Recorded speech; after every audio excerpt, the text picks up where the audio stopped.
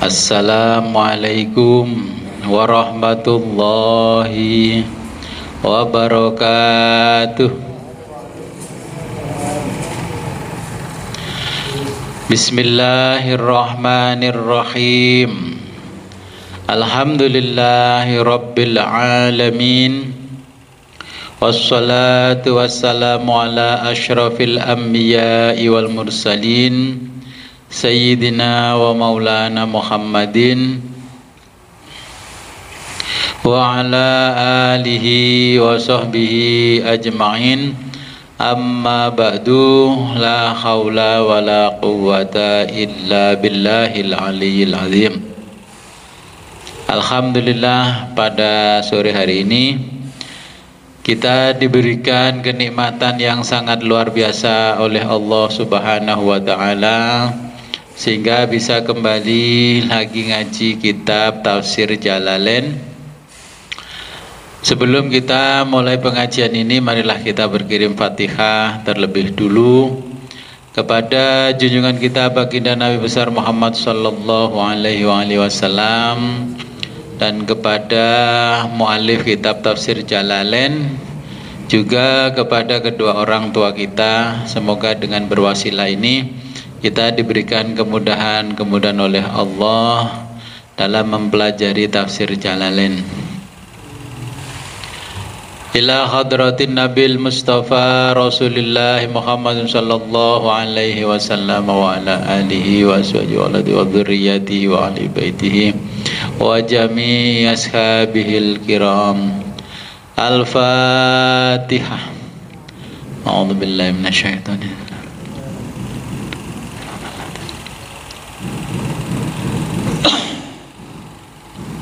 Wasumma ila hadratil imam Jalaluddin Muhammad bin Ahmad Muhammad al-Mahali wa imam Jalaluddin Abdurrahman bin Abi Bakar as-Suyuti rahimahumallahu ta'ala wa nafa'ana bihima wa bi ulumima fid dharain wa li walidayhima wa li masyayikhina. Al-Fatihah. A'udzu billahi minasyaitonir rajim.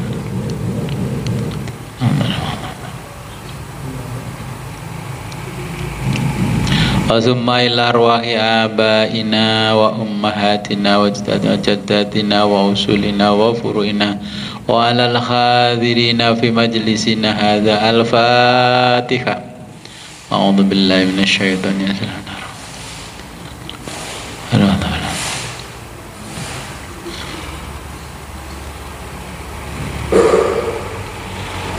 Sampai ayat pinten?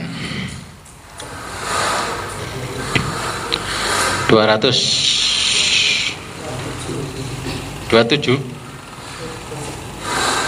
dan 228.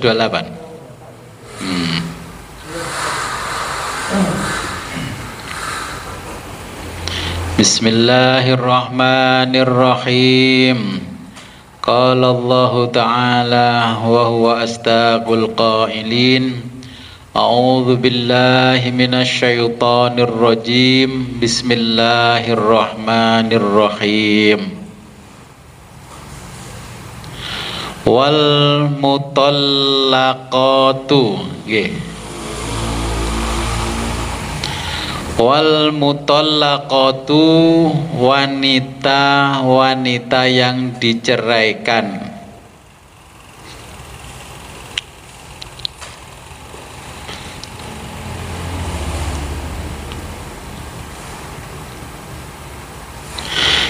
Ya tarabbasna, hendaklah menunggu.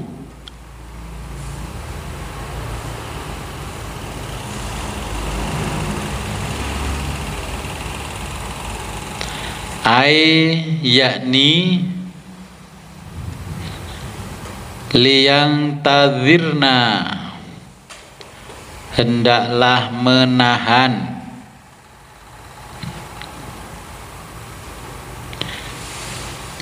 Bi anfusihinna, diri mereka.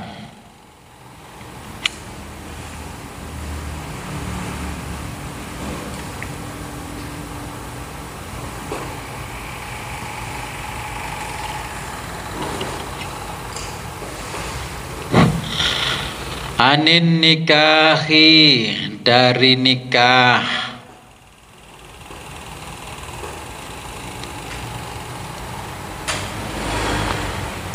Salasata kuruin, salasata selama 3 kali, kuruin kuru. Oke, kita artikan kuru dulu, nanti ada penjelasannya.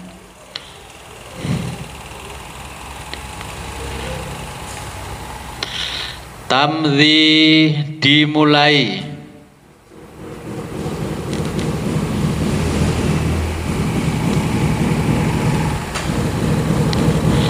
Min, dari. Khina tolaki, khina sejak dijatuhkannya.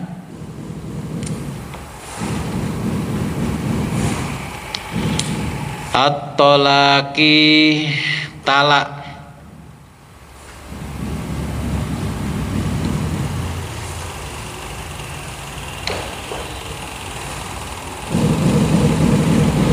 Wa jam'u qur'in, adalah bentuk jamak qur'in, lafadz qur'in.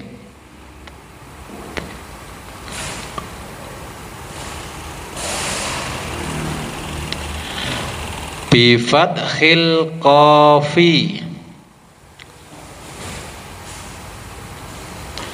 dengan di fathah qafnya.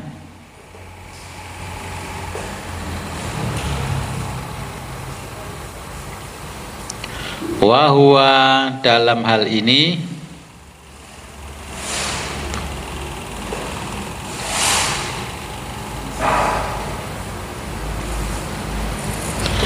at-tuhru, artinya suci.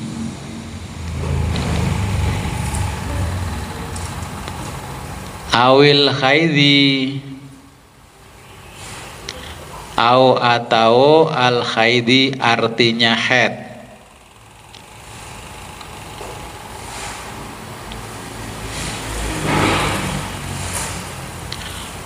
Qaulani, ada 2 pendapat.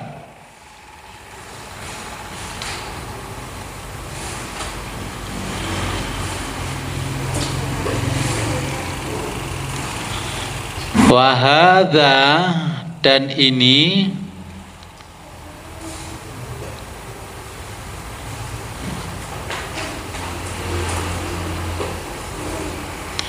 fil madkhuli, fi, mengenai,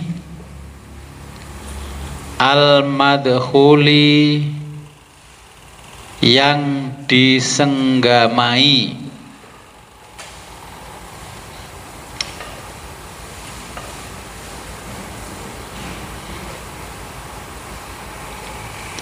Bihinna, wanita itu.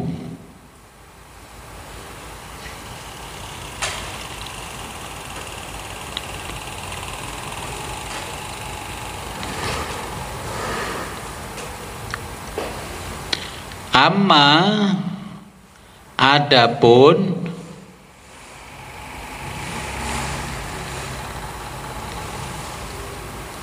ghairuhunna, yang belum disenggamai.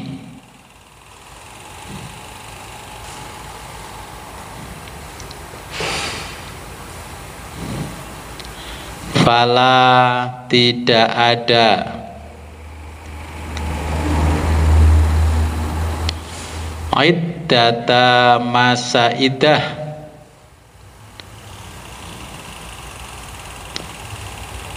Alaihinna,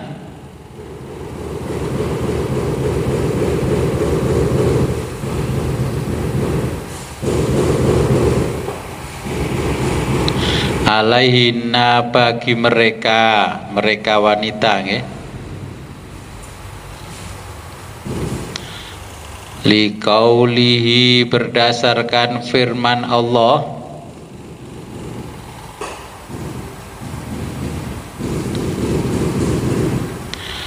Fama maka tidak ada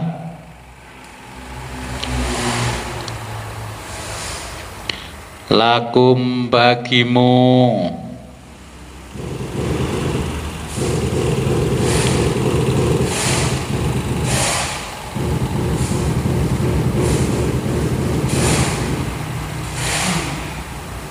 alaihinna wanita-wanita yang tidak disenggamai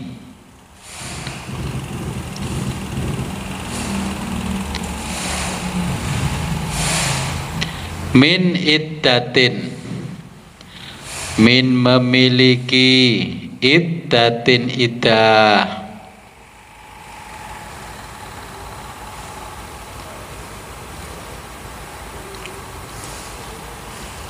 wafi dan tentang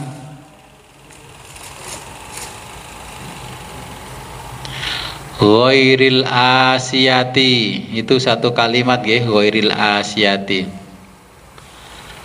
ghairil asiyati, wanita-wanita yang sudah menopause.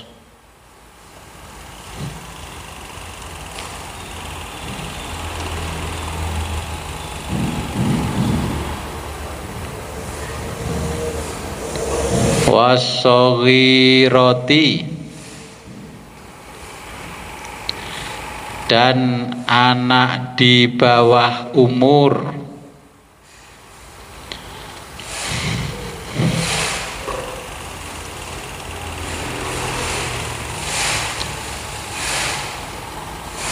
fa'iddatuhunna, maka iddah mereka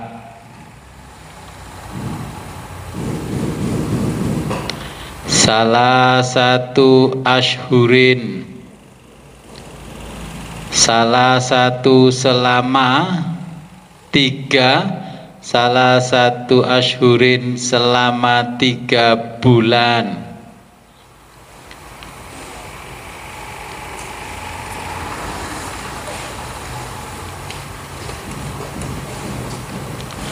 Wal hawamilu, mengenai wanita hamil,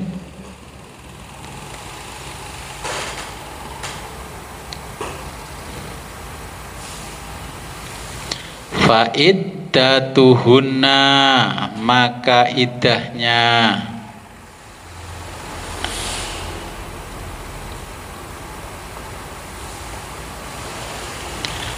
ayyadhna, menunggu masa melahirkan,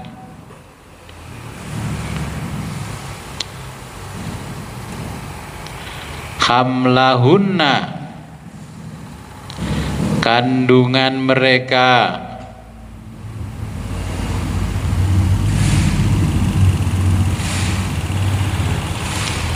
kama sebagaimana dijelaskan fi suratit tolaki, dalam surat At-Tolak.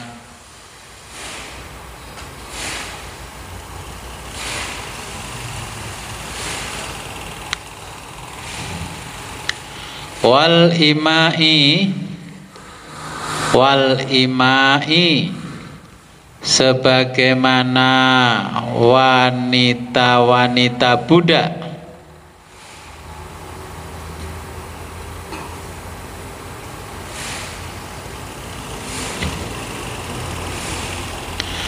fa'iddatuhunna, maka iddah mereka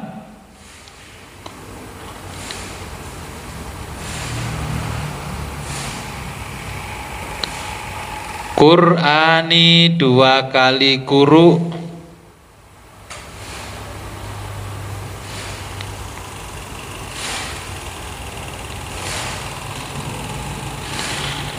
bisunnati, bisunnati, berdasarkan hadis. Hadisnya wala yakhillu, wala maka tidak yakhillu diperkenankan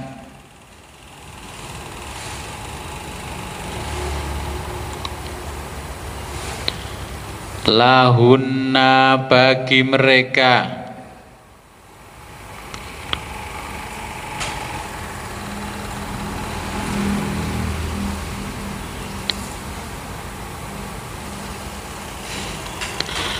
ayyaktumna menyembunyikan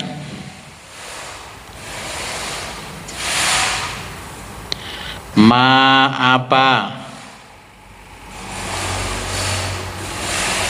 khalaqallahu yang telah diciptakan oleh Allah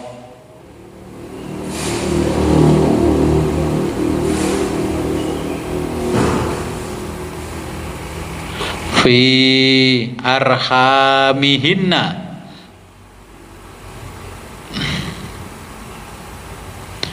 fi di dalam arhamihinna rahim mereka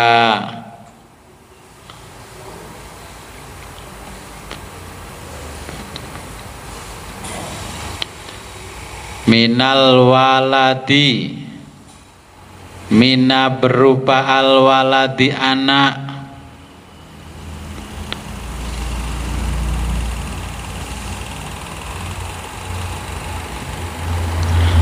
awil haidhi atau darah haid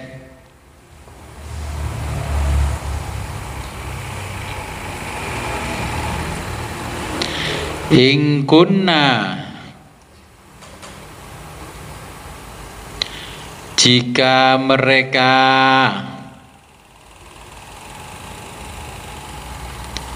yu'minna beriman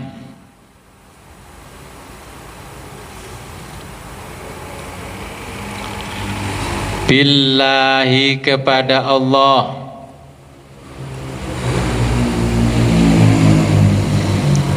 wal yaumil akhiri dan hari akhirat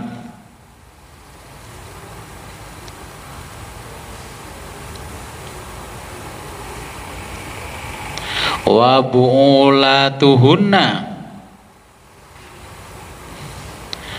dan suami-suami mereka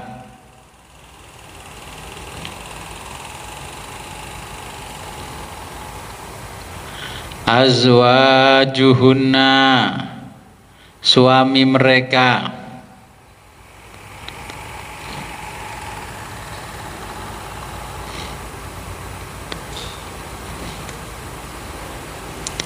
ahaqqu lebih berhak biraddihinna merujuk mereka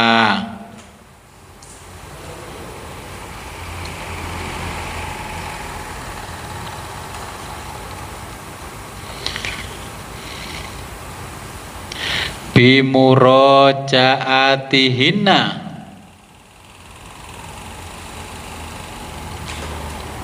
kembali merujuk mereka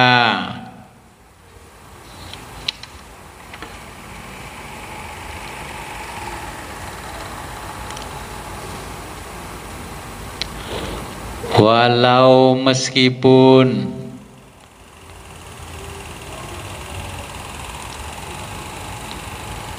abaina mereka tidak mau dirujuk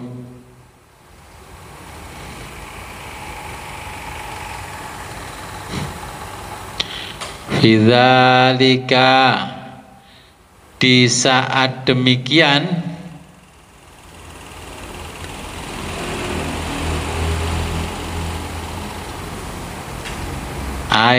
yaitu fi zamanit tarabbasu fi zamani di masa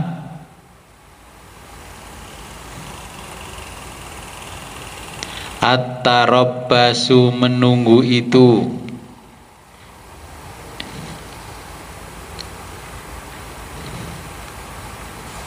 In jika aradu mereka menghendaki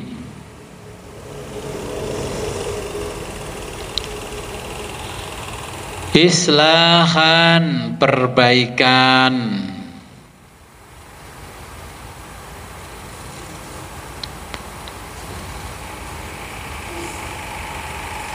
bainahuma di antara mereka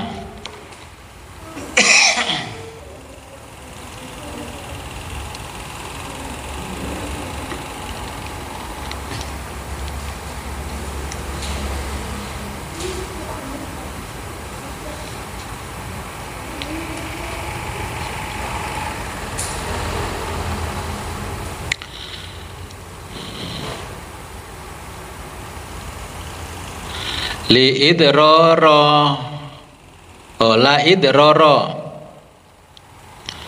la idrara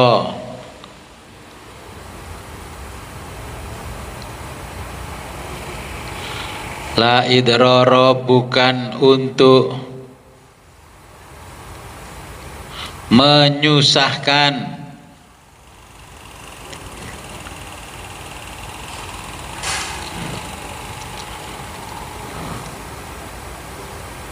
al-mar'ati istri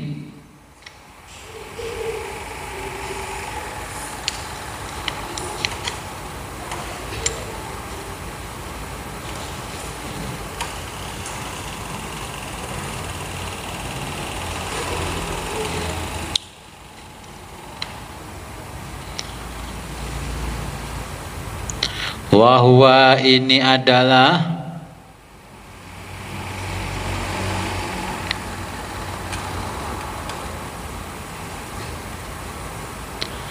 takhridun dorongan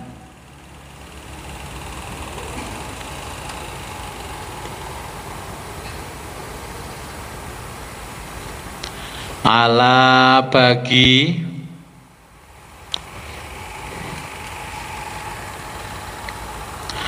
qasdihi orang yang berniat melakukan perbaikan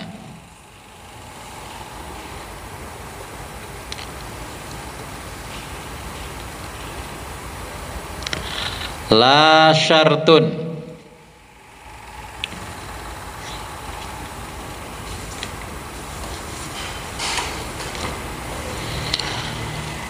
la syartun tidak ada syarat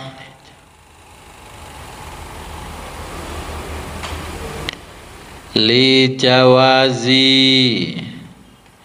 diperbolehkannya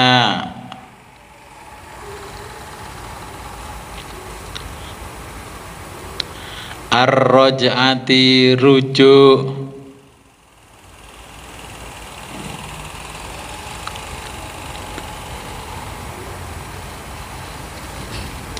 wahadza dan ini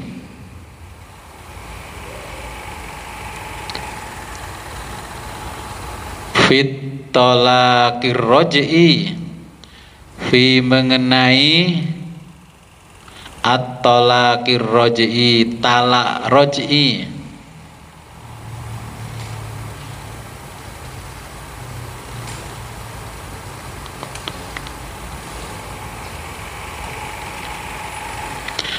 wa ahaqqu dan lafat ahaqqu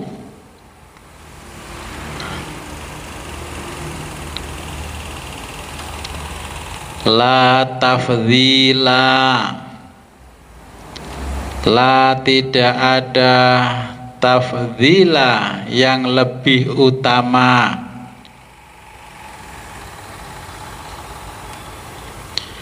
fihi dalam lafat ahaqqu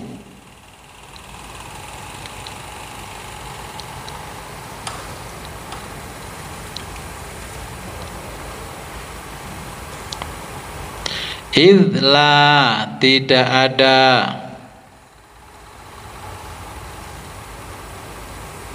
haqqo yang lebih berhak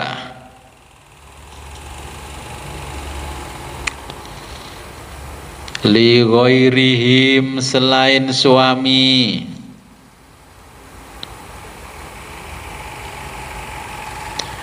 fi nikahihinna fi dalam nikahihinna menikahi mereka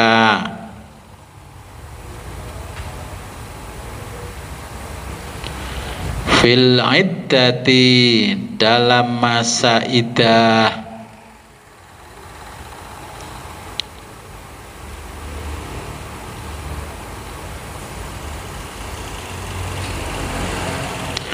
walahunna dan bagi mereka para istri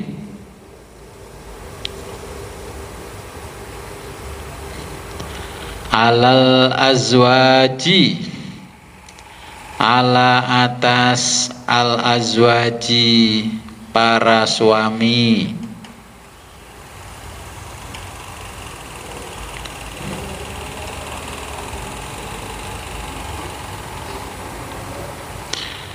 mislul ladzi memiliki hak sepadan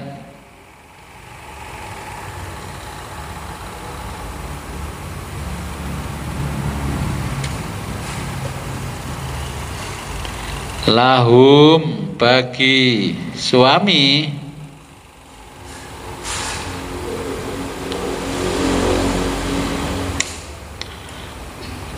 alaihinna atas istri-istri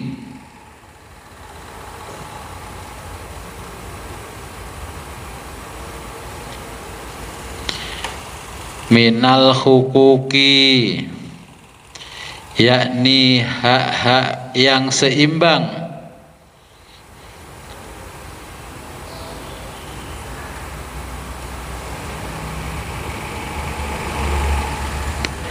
bil ma'rufi dengan bijak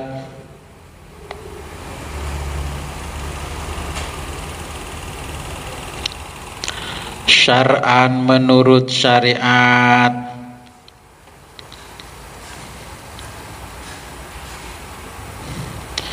min dalam husnil isyrati. Jadi satu kalimat husnil isyrati artinya pergaulan sehari-hari.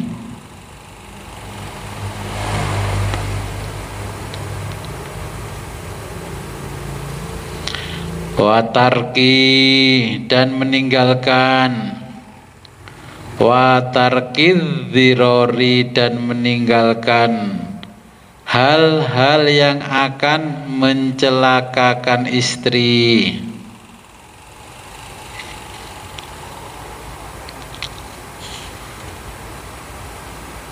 Wa nahwi dzalika dan lain sebagainya.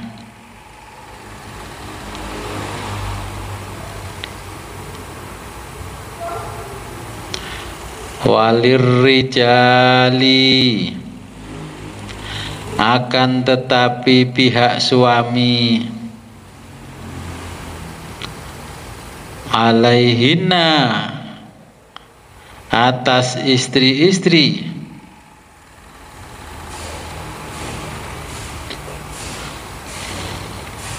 darajatun memiliki satu tingkat lebih tinggi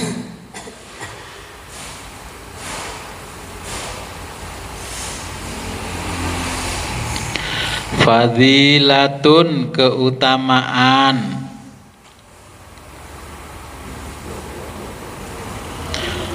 fil haqqi tentang hak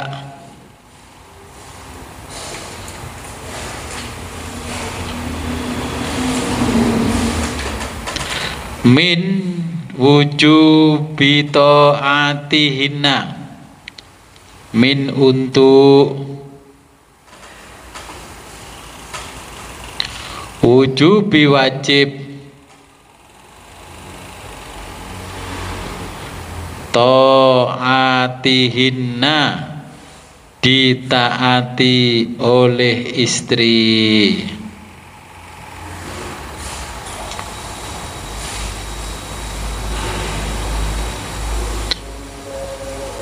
Lahum bagi suami-suami,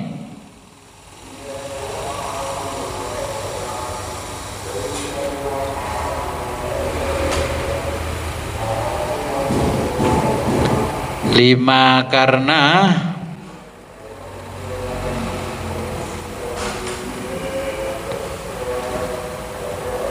sakuhu, saku disebabkan memberikan,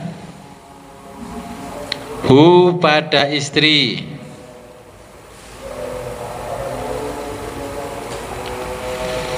minal mahri mas kawin, wal infaqi dan uang belanja harian,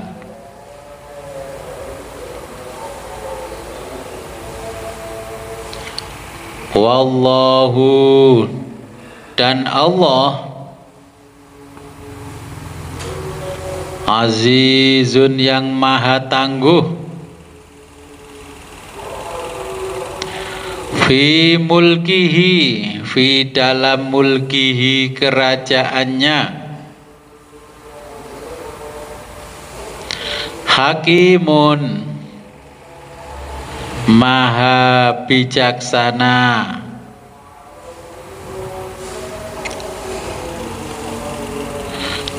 fima dalam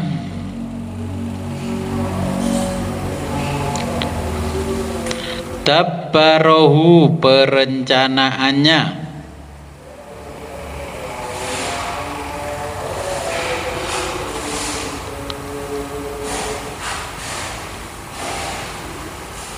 li khalqihi terhadap makhluk-makhluknya.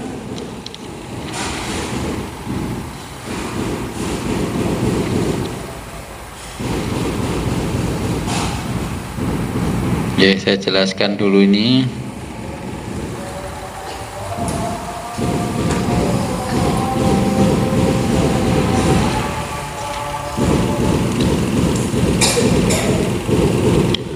Oke, jadi ini ayat 228. Jadi ini ada asbabun nuzulnya ayat ini. Jadi ini asbabun nuzulnya diriwayatkan dari Abu Dawud ya, dan Ibnu Abi Hatim meriwayatkan dari Asma binti Yazid Ibnu Syakran Al-Ansori. Katanya, aku pernah ditalak suamiku ketika Rasulullah Shallallahu Alaihi Wasallam masih hidup. Saat itu wanita yang ditalak tidak memiliki iddah. Kemudian Allah menurunkan iddah untuk talak ya, dalam 3 kali quru sebagaimana dalam ayat 228 ini. Jadi masa dulu itu nggak ada namanya talak, nggak ada namanya iddah. Jadi ini adalah menjelaskan iddah istri yang dicerai oleh suami dan hak-haknya wanita. Nah, penjelasannya begini. Ini penjelasan iddah. Iddah itu artinya masa tunggu. Iddah itu dalam arti bahasa masa tunggu. Nah, menunggu 3 kali haid. Ya, iddah itu tadi bisa dijelaskan suci atau haid. Jadi yang dimaksud iddah itu masa tunggu 3 kali haid atau 3 kali suci. Guna mengetahui janinnya masih kosong atau sudah ada janin, agar tidak terjadi percampuran nasab. Jadi Allah memberikan aturan itu boleh cerai, boleh nikah lagi, tapi harus menunggu masa iddah 3 kali masa haid atau 3 kali masa suci. Kemudian di fikih dijelaskan 100 hari. Nanti kalau 100 hari ternyata tidak hamil, berarti boleh nikah lagi. Kalau hamil, berarti ditunggu masa kehamilan itu sampai lahir. Nah, wanita ditalak sebelum digauli tidak ada iddahnya. Mungkin ada pernikahan cuman sehari 2 hari atau seminggu 2 minggu belum sempat digauli istrinya. Nah, pernikahan yang model seperti itu tidak ada iddahnya. Ya, tapi yang seperti itu dibutuhkan kejujuran masing-masing. Ngomongnya nggak digauli ternyata digauli. Nah, makanya ulama memilih tetap ada iddahnya saja kalau begitu. Karena apa? Orang dulu berbeda dengan orang sekarang. Dulu iya enggak. Orang sekarang digauli aja ngomong enggak digauli. Nah, wanita di bawah umur yang belum digauli tidak ada masa iddahnya. Tapi kayaknya kalau zaman sekarang enggak ada ya. Kalau nenek moyang kita dulu seperti mbah saya, kalau cerita dinikahkan umur 8 atau 9 tahun. Terus ada istilah tidak atut, gak atut. Sampai ternyata dipondokkan, pulang dari pondok baru atut sama suaminya. Nah, ternyata digauli. Ternyata sudah tidak anak kecil lagi karena sudah haid, sudah akil balik. Nah, yang begitu juga masih ada masa iddahnya. Nah, kemudian ada wanita yang menopause, perempuan yang sudah tidak haid lagi. Nah, tidak ada masa iddahnya. Tapi karena kecanggihan sains, wanita menopause pun sekarang bisa hamil. Nah, bagaimana? Ya tergantung hukumnya. Fikih kan tergantung situasi. Kalau memang ternyata di dalam perutnya ada janin, makanya tadi di dalam ayat itu kan Allah menuntut kejujuran atas ciptaan Allah yang ada di dalam kandungan. Nah, kalau ada wanita hamil diceraikan suaminya atau suaminya meninggal karena cerai karena meninggal, berarti harus menunggu sampai si jabang bayinya lahir. Bagaimana kalau dinikahkan pada waktu? Ya kalau cuma nikahnya saja ya boleh. Tapi kan kalau dinikahkan pada waktu masih hamil, ya cenderung nanti suaminya menuntut hubungan biologis. Akhirnya nah terjadilah percampuran nasab. Ini akhirnya anaknya siapa? Anaknya siapa? Nah, makanya tetap harus menunggu kelahiran dulu si jabang bayi baru boleh nikah lagi. Kemudian ada lelaki meninggal, suaminya meninggal, tapi dia wanita karir, bekerja di kantor, ya dia menjabat. Kalau nggak bekerja kan nggak mungkin 100 hari 3 bulan. Jadi masa iddahnya itu, yang dimaksud iddah itu masa menunggu untuk nikah lagi. Kalau sudah masa berkabungnya ya dianggap cukuplah, selesai, boleh kembali bekerja normal sebagaimana biasanya. Tapi sebelum masa iddahnya habis ya nggak boleh deket-deket sama laki-laki lain. Nah, itu haram hukumnya bagi agama. Ya, kalau masuk kerja boleh, pergi ke pasar boleh. Tapi orang dulu itu dimaknai 100 hari 3 kali haid ya nggak kemana-mana. Padahal Allah memperbolehkan kemana-mana. Yang tidak boleh kenalan dulu dengan laki-laki selama masa masa iddah. Jadi nanti kalau punya keluarga begitu ya harus dijelaskan. Saya kapan hari juga ketemu orang yang suaminya meninggal, dia wanita karir, bla bla bla bla, terus tanya saya, Gus, saya gimana Gus? Loh, tidak apa-apa kalau sudah masa berkabungnya selesai atau setelah 7 hari silahkan kembali ke kantor. Nah, saya kan masa iddah. Iddah itu artinya menunggu masa diperbolehkannya menikah lagi. Kamu harus menjaga diri sebelum 100 hari, jangan kenalan sama laki-laki, jangan deket sama laki-laki. Nanti kalau terjadi deket, nanti merencanakan pernikahan, nikahnya sebelum masa iddah, itu yang tidak boleh. Kalau kembali kerja ke kantor boleh, kembali kerja ke sawah lagi juga boleh. Itu. Kalau orang dulu kan tidak wanita karir, ya 3 bulan di rumah terus, karena sawahnya masih lebar luas, ya panenannya masih numpuk-numpuk di belakang, gak kerja gak masalah. Nah, kalau orang sekarang,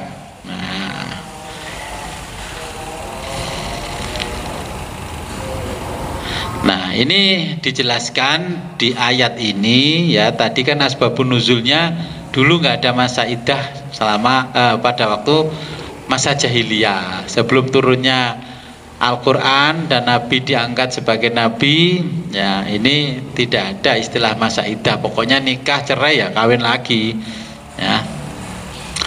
Nah, dalam fikihnya, fikih kehidupan ayat ini, iddah adalah masa terbaik bagi suami dan istri untuk merenungkan perbaikan rumah tangganya. Yang dimaksud oleh Allah memilihkan kata iddah itu adalah masa tunggu. Sebenarnya tunggunya bukan tunggu nikah lagi, masa tunggu selama 3 kali periode kuru tadi ya. Kuru itu kan antara haid sama suci, itu suami istri suruh merenungkan untuk perbaikan rumah tangganya. Nah, jangan salah paham, ini masa iddah itu untuk menunggu diperbolehkannya nikah lagi. Nah, karena sudah kaprahnya kan begitu. Jadi kuru itu Allah memberikan tenggang waktu 3 kali masa suci atau masa haid untuk merenungkan ya, antara suami istri merenungkan perbaikan rumah tangganya. Nah, kedua, laki-laki dianjurkan melakukan rujuk karena merupakan ya dalam ketentuan talak. Jadi masa setelah dicerai istrinya kan masa iddah. Kalau itu suaminya boleh menikahi lagi sebelum masa iddahnya habis. Boleh rujuk lagi kalau suaminya. Kalau orang lain tidak boleh. Nah, kemudian di situ ada status perempuan mu'allaqah. Perempuan mu'allaqah. Bahasa Jawanya janda gantung. Digantung, dipegat nggak dipegat, di nikah apa dibaleni nggak dibaleni, dijarnoai sakarepe dhewe. Ya, ini janda gantung, bahasa Qur'annya mu'allaqah. Ini perempuan mu'allaqah.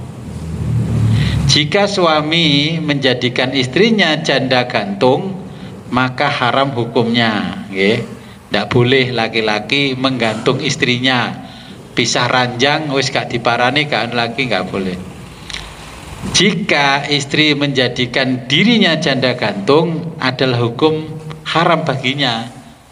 Nah, ternyata banyak yang menjadikan janda gantung itu perempuan sendiri, bukan suami, tapi karena perempuan. Ini menurut catatan.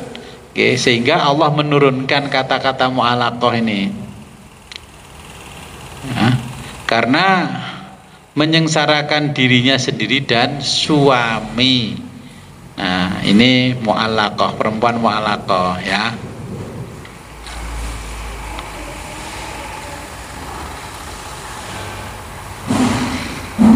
Mungkin ada pertanyaan di ayat ini tentang iddah, tentang hak istri, haknya suami. Terus kemudian ada istilah mu'allaqah, janda gantung.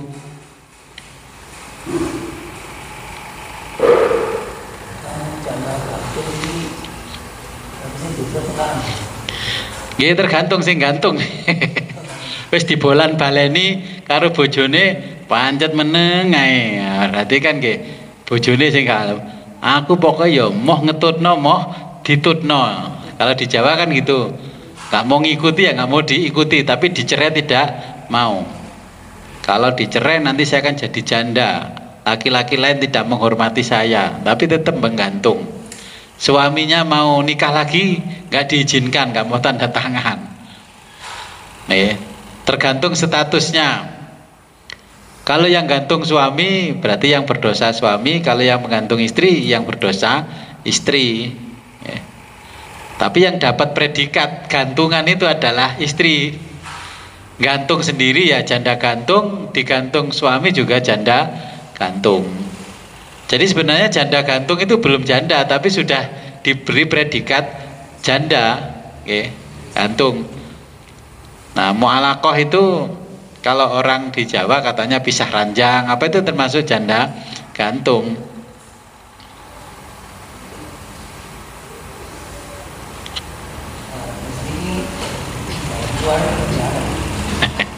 Nah, nggih. Jadi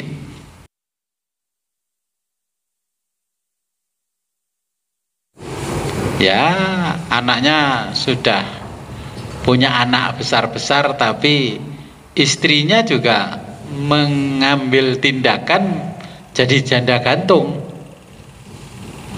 Akur-akur lewatnya mantu tok gayanya di depan undangan itu saya gojloki. Kowe lek ngarep undangan iso ae. Ya Mas, niki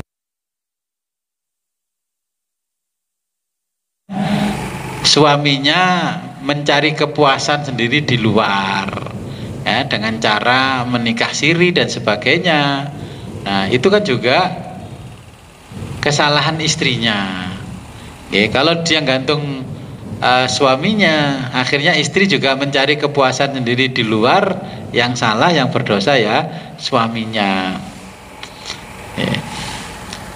Sebenarnya janda gantung banyak sekali kalau dalam kehidupan, tapi kita aja yang nggak tahu. Kayak orang pergi ke luar negeri nggak balik-balik itu kan ya gantung bojone. Sudah uangnya nggak pulang, orangnya juga nggak pulang nggak bawa uang.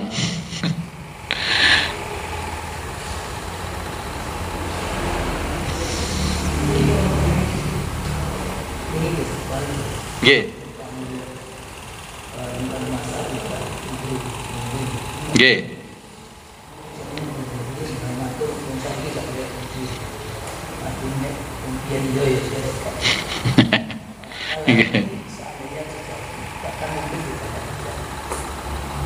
Orang itu sudah kumpul dengan suaminya, terus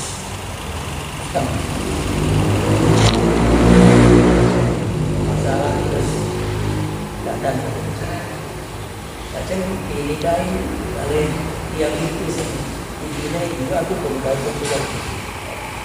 Ternyata negara itu dengan masa tuntutan juga untuk membuktikan bahwa orang itu sudah hamil atau belum hamil.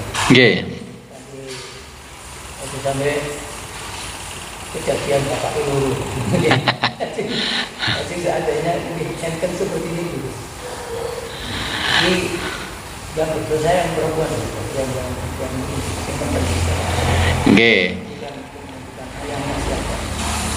Jadi karena masa idah, harus menunggu 3 kali periode masa suci atau masa haid.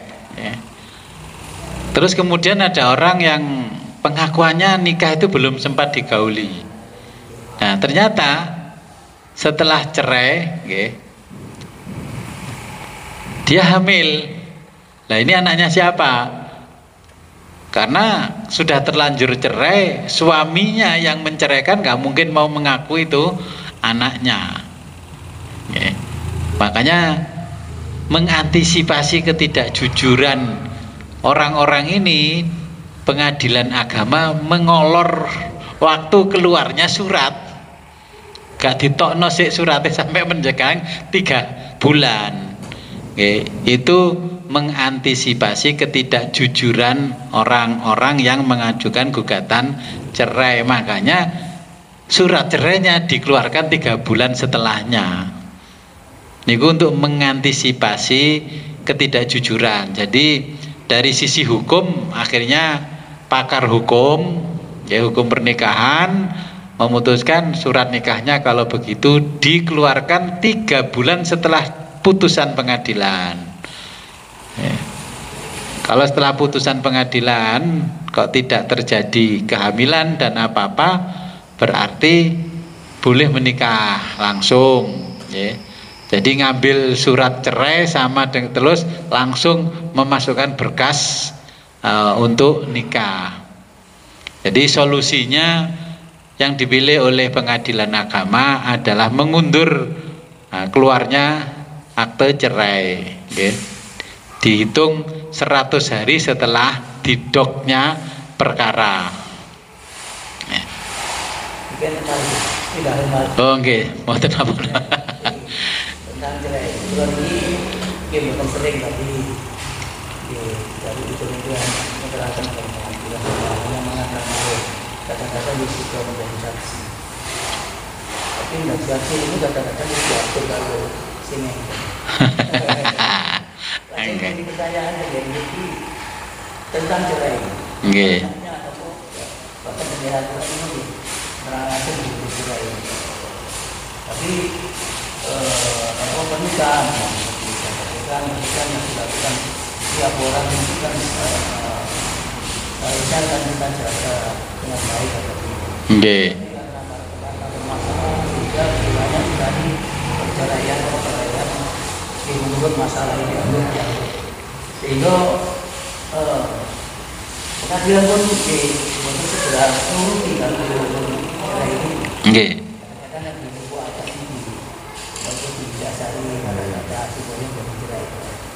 Dan kesimpulannya sebetulnya yang bagi masalah.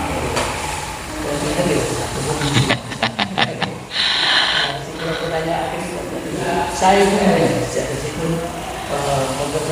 mempertahankan menikah dengan berbagai macam permasalahan kali cerai. Oke. Di Al-Quran dan hadis, perkara halal yang dibenci Allah adalah perceraian. Kalau ditanya lebih baik mana, saya cerai atau mempertahankan pernikahan walaupun saya menderita. Oke, itu sudah jadi bahasan sejak dulu. Ya kalau mau mentaati Allah, ya tadi kan disebutkan amanah billahi wal yaumil akhir, ya pertahankan saja. Oke. Nggih, Mas Yosoro pertahankan saja karena nikah itu misakon ghalidho.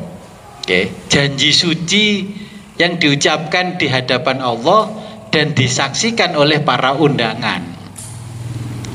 Kalau kita belajar ilmu sosiologi dan antropologi atau psikologi pernikahan, kalau orang menikah mengundang orang banyak, oke, disaksikan di hadapan Allah bahwa dia menikah, ya, merajut janji suci di hadapan Allah, makanya Quran misakon ghalidho, yaitu janji suci yang dia ucapkan di hadapan Allah dan disaksikan banyak orang. Kalau sampai cerai, resikonya harusnya mengembalikan uang buuan ke masing-masing orang yang buuh.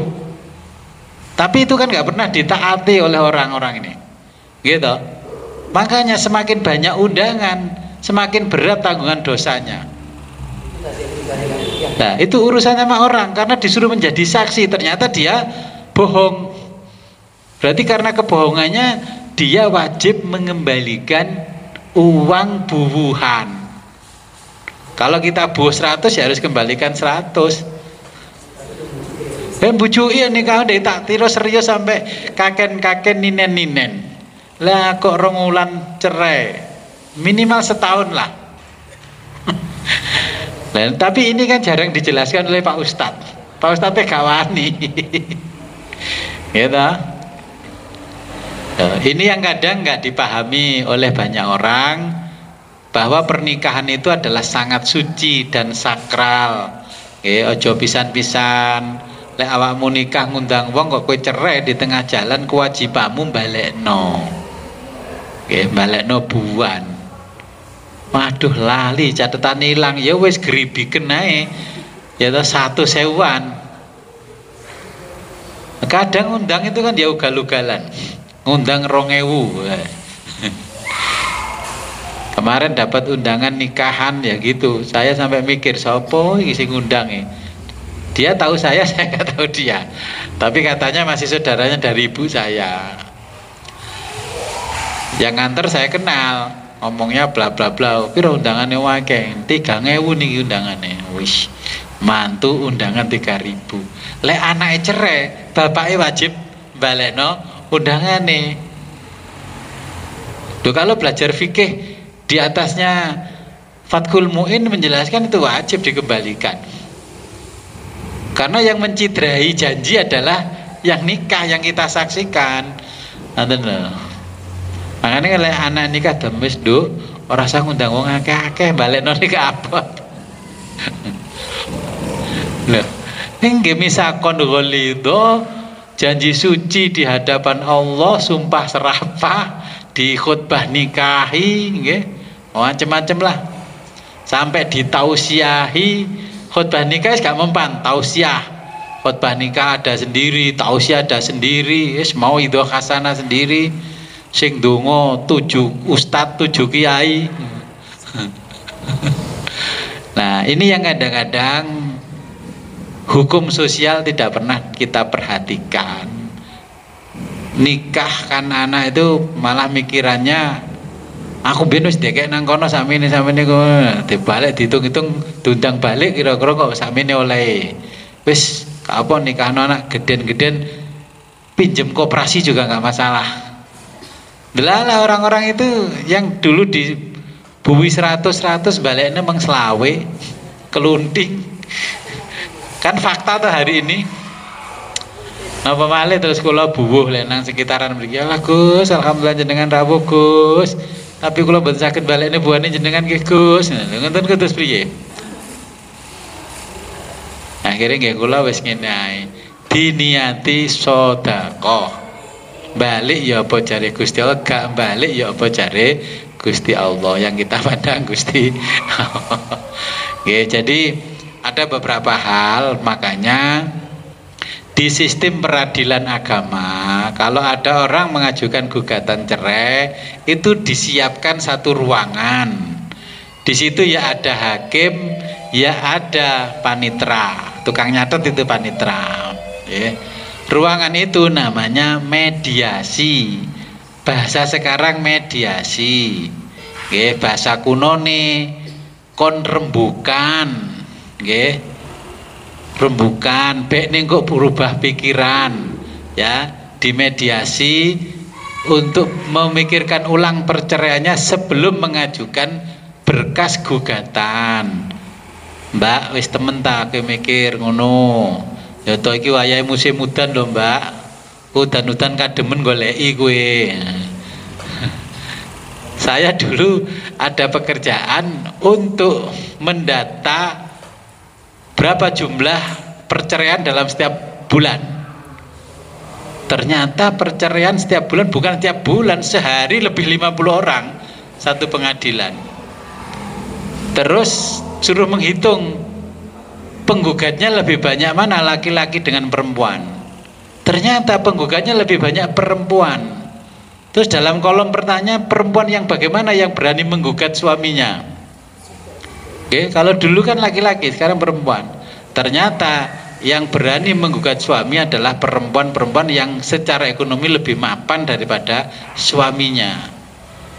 Bojone gak nyambut gawe klutar-klutur, saya nyambut gawe istri macam-macam dipegat. Ternyata menurut data yang paling banyak mengajukan gugatan cerai adalah istri, dan istri itu yang mapan.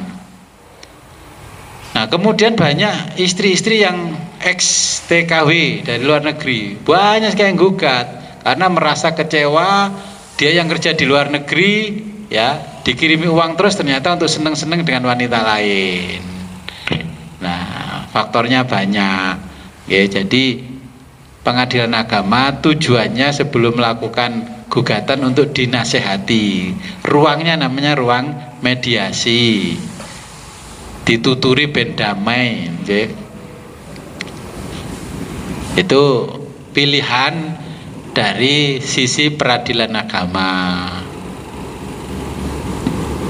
Jadi ini yang diberikan gambaran oleh Allah.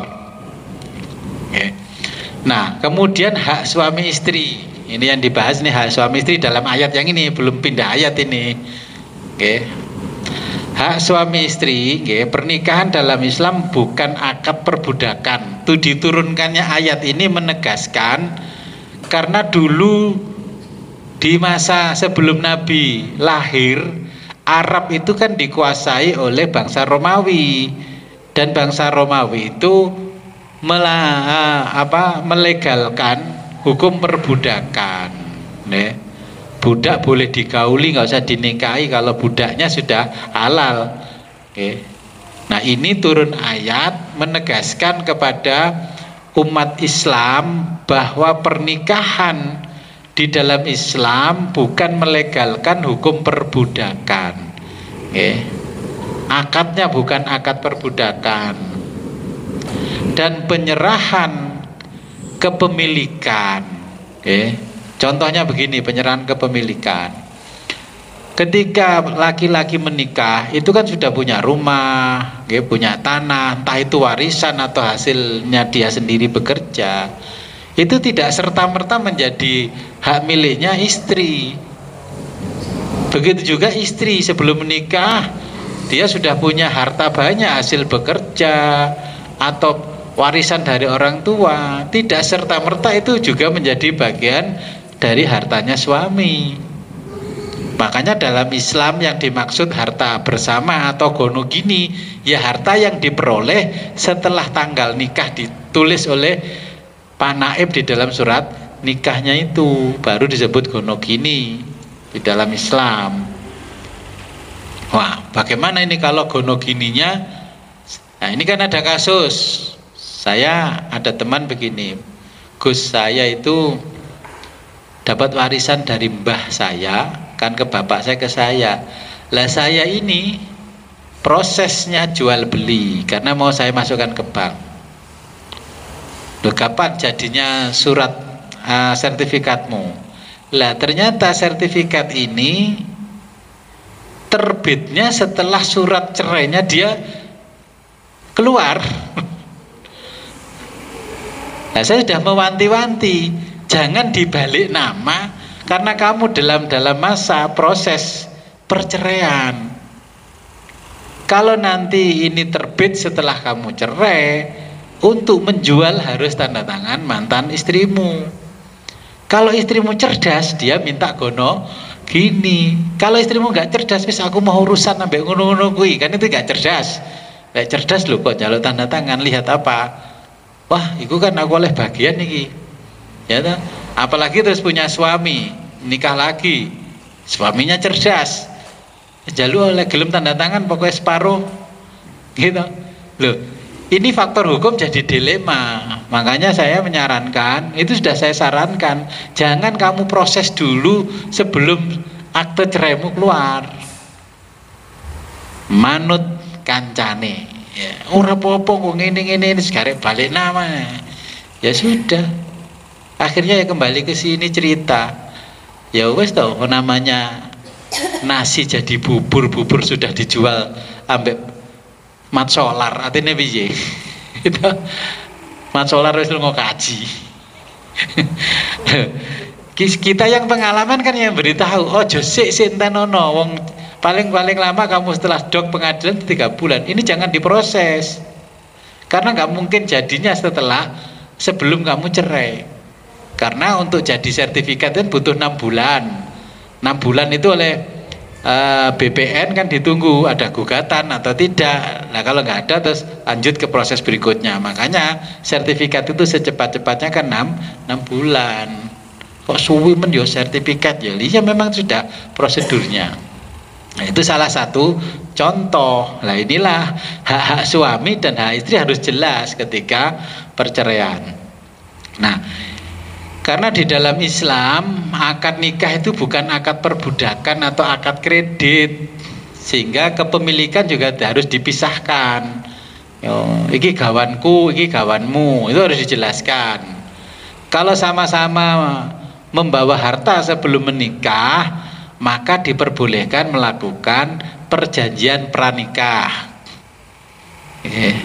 Sajane ten napa niku di surat nikah kita semua ada itu, tapi kita nggak pernah manfaatkan itu toh. Sing percaya mbek bojone gak diisi. Aku biar nikah nggawa kalung itu kok nemak lo ya. Kalung mah tulis di situ, harusnya ditulis. Beda motor ya gawane Pak iki. Gitu. Saking percayane oleh bojo ganteng percaya ae gak diapusi. Delalah. Cerai iki dijaluk pancetan nakalan. Etalase digotong. Loh. Ini kalau karena permasalahan hukum. Tapi kita kadang-kadang demi gengsi nggak mau ngisi, kan itu tenggane surat nikah itu kolom kosong nih toh, perjanjian pranikah. Lah itu perjanjian pranikah niku disebutkan di situ ada perjanjian pranikah lah, makanya diberi akte sendiri oleh majelis hakim ada perjanjian pranikah. Sebelum menikah saya sudah membawa harta, rumah ini hasil pembelian saya sebelum menikah, ini. Nah, dari warisan kakek sekian, nenek sekian, bapak sekian, buyut sekian, sebutkan. Kalau nggak sebutkan ya sing sitoke mau nggowo anu tok ya akhirnya direbut sing sitoke. Nah kita ini jarang memanfaatkan yang fasilitas sudah diberikan oleh pengadilan karena gengsi. Karena apa, wong Jawa niku kan pernikahan itu kan nyambut gawe bareng. Wis gak apa-apa wis wong nyambut gawe bareng kan iso bla bla kan. Rumusnya orang Jawa kan begitu. Masih gak bawa mas kawin banyak-banyak kan tetap diterima. Mas kawin ini loh gak sama biaya pernikahannya mesti besar biaya pernikahan orang Jawa, gak besar mas kawinnya. Oke, jadi ini hak-hak antara suami istri. Nah, satu ini demi kemaslahatan umum di dalam Al-Quran memberikan rambu-rambu. Satu, wanita mendapatkan hak yang sama dengan hak yang didapat oleh suami. Oke, ketika melakukan perceraian yang didapatkan oleh suami. Dua, istri patuh pada suami, bukti ketaatan kepada Allah. Nah ini. Ketiga, istri wajib berdandan untuk suaminya. Berdandan lek metu tok karo kancane wayu, lek nang omah klombrot. Aduse jam 09.00, jam 10 awan. Lah, kayak manten lawas. Kemudian istri tidak boleh menolak ajakan hubungan biologis suami ketika suami menginginkan. Masih pas goreng tahu dijak bojone kudu ditinggal gorengane. Sesuk tong gosong iku lho. Itu lumrah manusia begitu tuh. Allah kan mengajarnya sekali hari ditinggal tahune. Gerek nyetek ngene apalagi sekarang sudah LPG. Tinggal tutup panci wis beres. Lah, sebenarnya disuruh menikah sama Allah itu kalau punya keinginan biologis biar nggak repot. Gitu. Nah, istri dilarang mencela suami di hadapan orang banyak, atau di hadapan keluarganya itu tidak boleh. Ya kayak artis kan diuler nanggone medsos ngene. Nah, suami diberikan kelebihan atas istrinya, karena Allah menempatkan suami itu begini. Suami berkewajiban mencari nafkah. Suami berkewajiban mendidik istri dan anak-anaknya. Suami berkewajiban melindungi istri dan anak-anaknya. Suami berkewajiban mencarikan jodoh yang terbaik bagi anak-anaknya. Makanya nilainya dilebihkan oleh Allah, bukan karena diskriminasi. Terus sekarang secara sosiologis dalam kehidupan masyarakat yang lebih banyak bekerja istri gimana? Sekarang istrinya kerja di Sampurna, bojone isu mau nang perapatan, Terus mulai nyemproti kurungan mano ambek siul. Ya, suami yang model begitu tidak dilebihkan oleh Allah. Ya. Dan itu hari ini kayaknya marak terjadi. Lihat itu di MPS Sampurna di utara sana, di Genjong, di Blimbing ini. Jenengan tunggu setiap hari. Suaminya tuh kerjanya cuma ternak teri, nganter anak, nganter istri. Istrinya masuk ke pabrik bekerja, pulangnya sore. Suaminya ngantar, dengan bangganya ngantar, ambil rokokan. Cangkruk mari ngono, marung nang Pak Tun, ambek jigrang. Loh, suami yang begitu gak mungkin dilebihkan oleh Allah.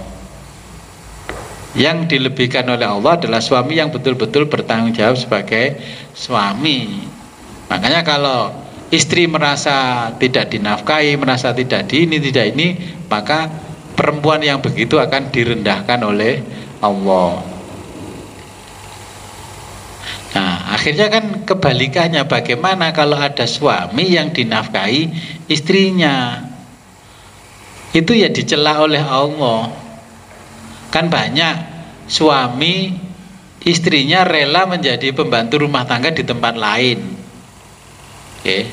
Dia hanya nganter kerja jadi pembantu rumah tangga. Lek nganter bojone dadi camat ngono kan jek keren. Iku jadi PRT dibuwelani dianter di depan rumah majikannya ya cium tangan karo bojone piye. Batin ku mbok diketak ngono bojo lanang model ngene. Dijolno nang lowak ya akeh.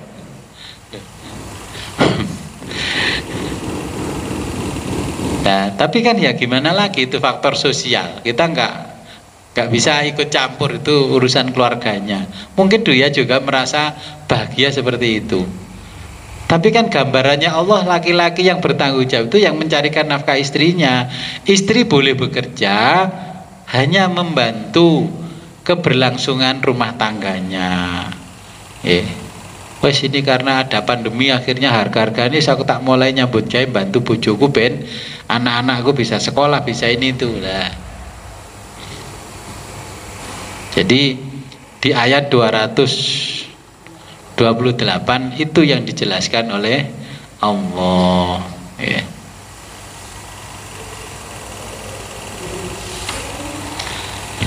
Oke, kalau nggak ada pertanyaan saya lanjutkan ke ayat berikutnya. Karena ini masih bersambung bab talak. Nah, ini dalilnya nanti kalau ngaji fikih Minhajul Thalibin bab talak kan sudah tahu dalilnya, tinggal ngaji fikihnya. Bismillahirrahmanirrahim. At-tolaku talak, okay, cerai.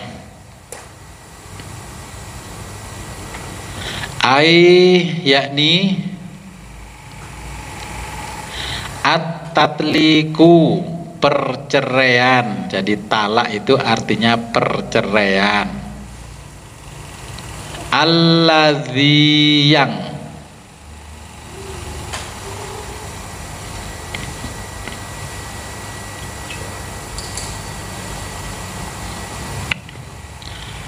yuroja'u dapat kembali. Ya, rujuk itu kan artinya kembali dalam bahasa Arab. Yuroja'u dapat kembali, ba'dahu setelahnya cerai.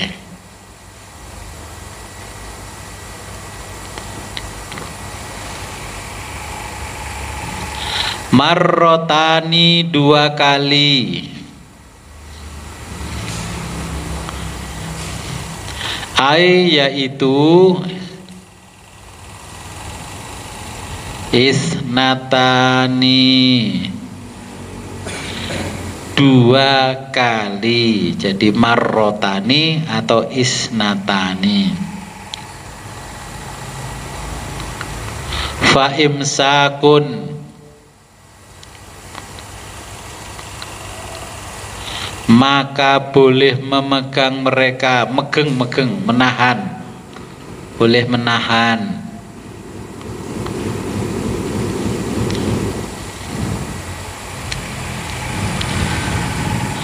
yaitu fa'alaikum maka bagi kamu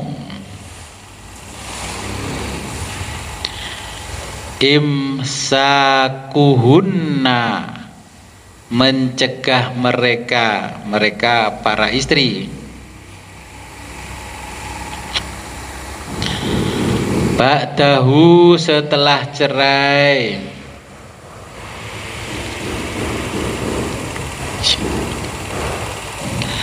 bi antara ji'uhunna dengan merujuk mereka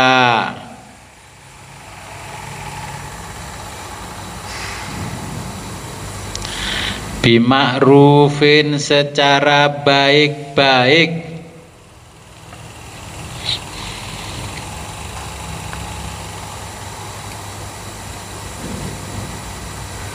min ghairi dengan tanpa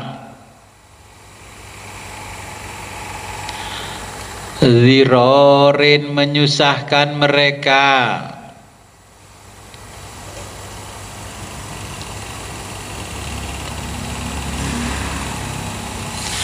au tasrihun atau tasrihun melepas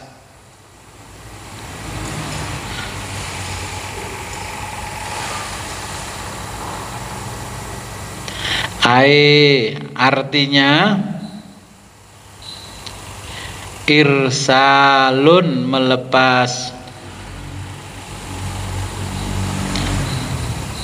irsalun melepas lahunna mereka, yang dimaksud mereka adalah istri-istri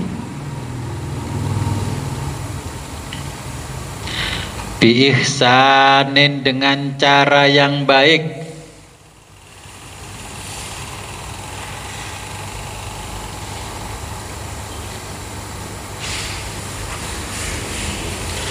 wala yakhillu dan tidak halal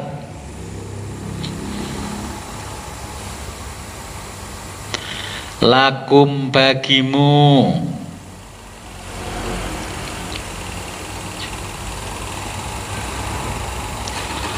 ayyuhal azwaju wahai para suami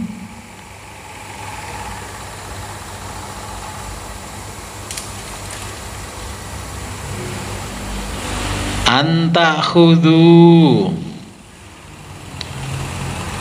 untuk mengambil sesuatu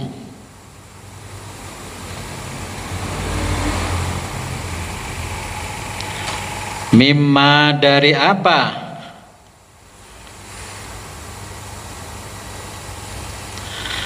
ataitumuhunna yang kamu berikan hunna kepada mereka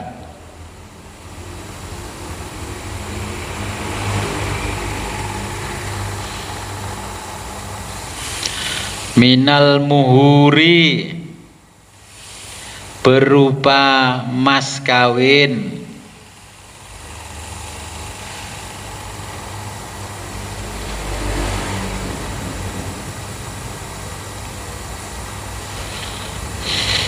syai'an sesuatu idza jika talaqtumuhunna kamu menceraikan mereka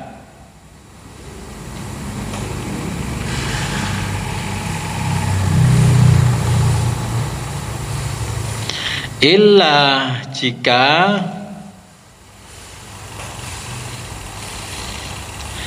ayyakhofa keduanya khawatir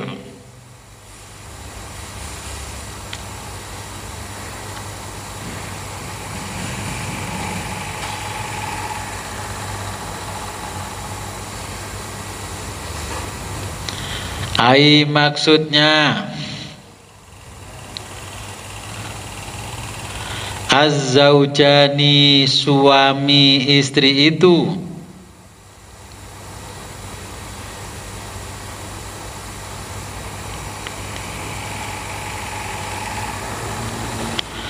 Allah, karena tidak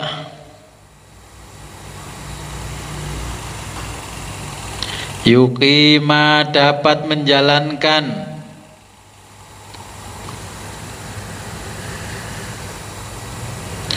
hududallahi, hukum-hukum Allah.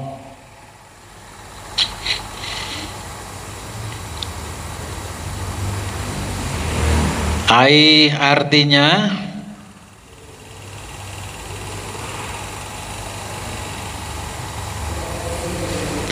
la ya'tiya, tidak dapat melaksanakan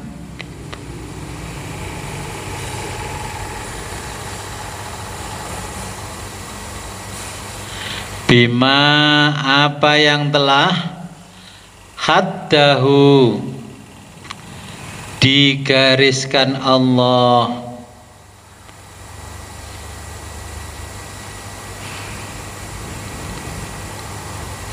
Lahuma, bagi suami istri,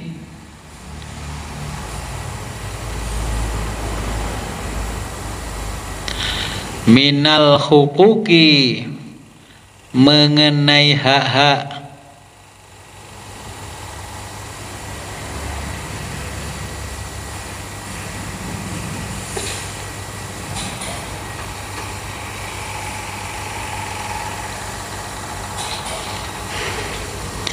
wa fi qiraatin, menurut suatu qiraat ya atau bacaan, ya khofa, lafat ya khofa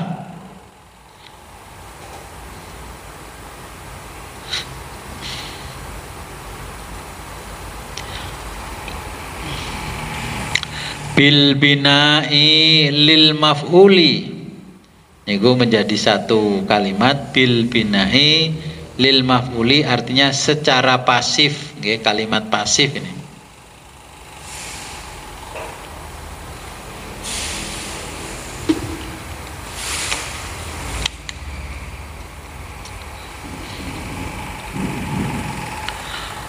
Fa'ala, dan lafat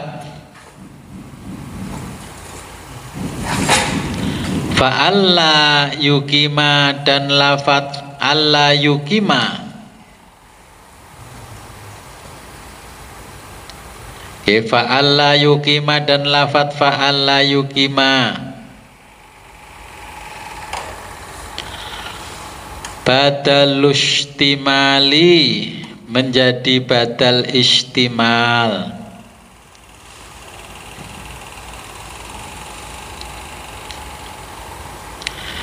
Minadh dhomiri, bagi dhomir, dhomir kata ganti,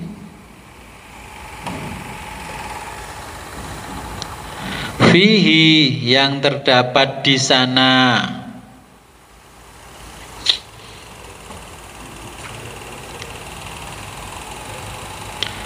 wa quri'a, terdapat bacaan,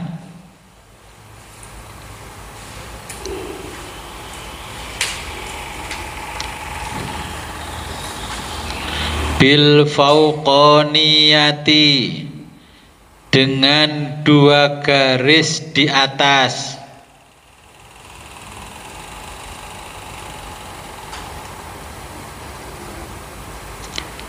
fil fi'laini, pada kedua fi'il tersebut,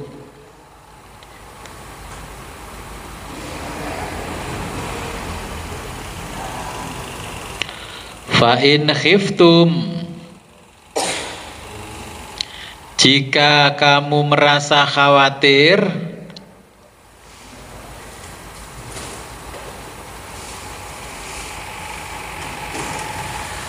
alla yuqima, mereka tidak dapat menjalankan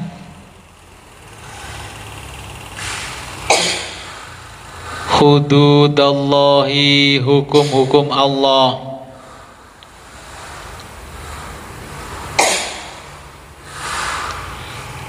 Fala maka tidaklah junaha dosa alaihima bagi mereka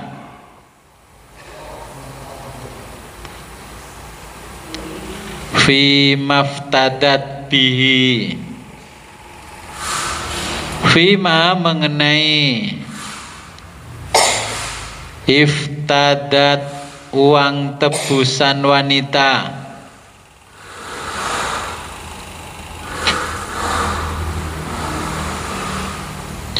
bihi pada barang tersebut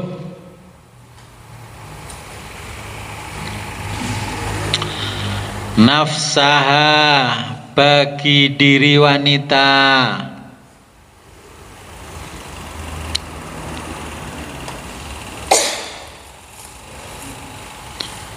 minal mali termasuk harta atau uang. Kalau sekarang mal itu uang ya, kalau dulu kan tidak ada uang-uang ya. Sebutannya mal, minal mali termasuk uang.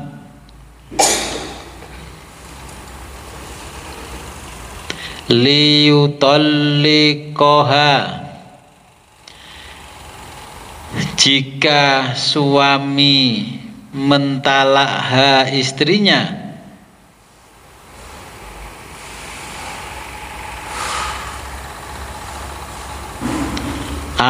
maksudnya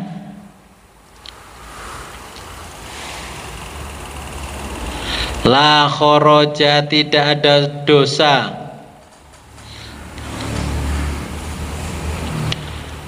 ala zauji bagi suami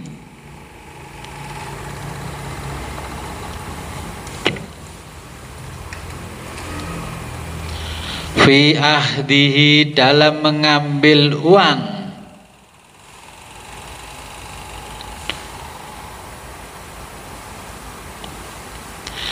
wala dan tidak ada dosa az-zaujati pihak istri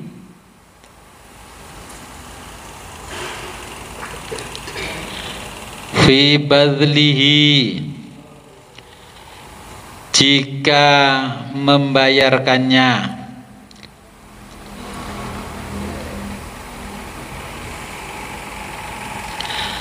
tilka itulah al-ahkamu hukum-hukum al-madhkuratu yang disebutkan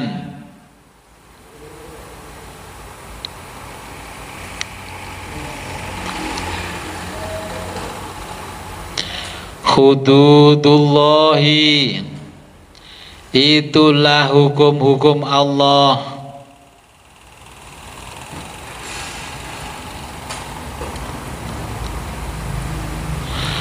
fala maka janganlah tak taduha kamu meninggalkannya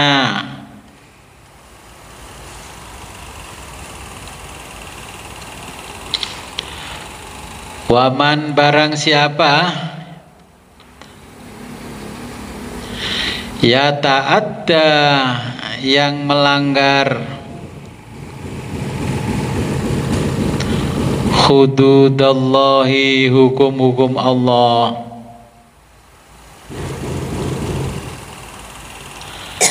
faulaika maka mereka hum itulah adz-zalimuna orang-orang aniaya atau zalim. Mi nyala lagi mi.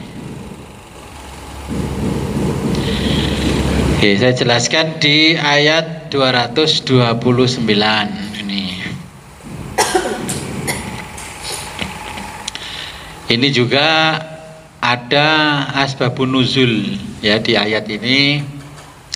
pada masa jahiliyah tidak ada batasan rujuk, cerai balen ya. Bahkan cerai tapi masih hidup satu rumah zaman jahiliyah. Lah kalau masih menemukan seperti itu sekarang ya namanya masih jahiliyah orangnya, bukan zamannya modern tapi cerai dia satu rumah ya, tidak mau pisah, alasannya demi anak ya kan. Jadi asbabun nuzulnya pada masa jahiliyah tidak ada batasan rujuk ya. Laki-laki seenaknya mentalak istrinya kemudian rujuk itu. Ada yang pernikahannya menjadi langgeng abadi sampai tua, ada pula yang menderita seumur hidup karena talaknya tadi, rujuknya juga itu. Jadi cerai itu kayak sego sambel, sego jangan. Nah, Islam ini meluruskan penyelewengan para laki-laki. Ya tadi kan lebih banyak menjelaskan penyelewengan para perempuan. Ini Islam juga menjelaskan sebenarnya sama laki-laki dan perempuan. Jadi Islam meluruskan penyelewengan para laki-laki untuk melindungi para wanita. Allah itu melindungi kehormatan wanita supaya tidak dibuat semena-mena oleh laki-laki. Nah, penjelasannya jumlah talak yang boleh dirujuk bagi laki-laki adalah 2 kali. Kalau sudah 3 kali nggak boleh dibaleni, harus dinikah orang lain dulu. Tapi dengan syarat nikahnya nggak boleh politik. Ben boleh balik lagi. Oke. Makanya kalau perempuan sudah ditalak 2 kali, hati-hati jangan balen. Karena nanti kalau ditalak yang ketiga sudah tidak boleh rujuk kecuali dinikah oleh orang lain. Nah, ketika nikah begini, awakmu nikahno bojoku sih ya mari ngono ben engko ceren aku ben oleh nikah maneh. Nah, seperti itu sudah dijelaskan oleh Allah di dalam ayat ini, yang seperti itu tidak boleh ya. Nah,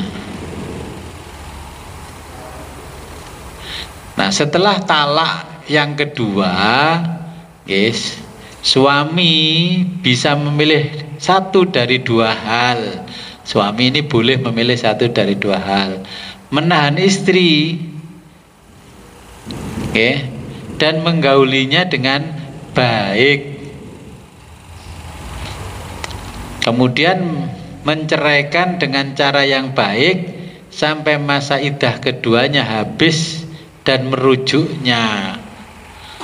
Nah, makanya jangan dikit-dikit cerai.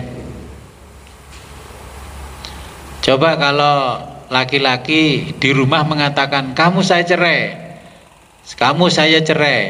2 kali ucapan berarti talak apa bukan?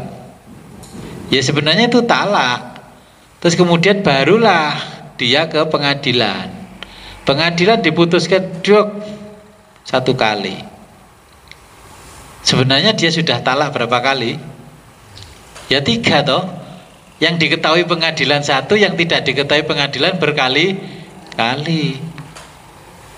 Gitu. Makanya suami itu tidak boleh mengucapkan kalimat yang mendekati talak. Sudah, kalau kamu nggak mau sama aku, sana kembali ke orang tuamu, itu talak. Jangan ikut-ikutan sinetron. Setelah talak ketiga, maka laki-laki diharamkan menikahi istrinya. Laki-laki diperbolehkan menikahi lagi mantan istrinya setelah dinikahi laki-laki lain. Kon balen mah bojone gak wis gak ben kapok aku rono aku tak tetep bojo iki ae penak. Ya ada juga yang begitu. Ya. Nah, di dalam fikih kehidupan ayat 228 dan ayat 229 ini mencakup 3 hukum yang tadi ada talak roji.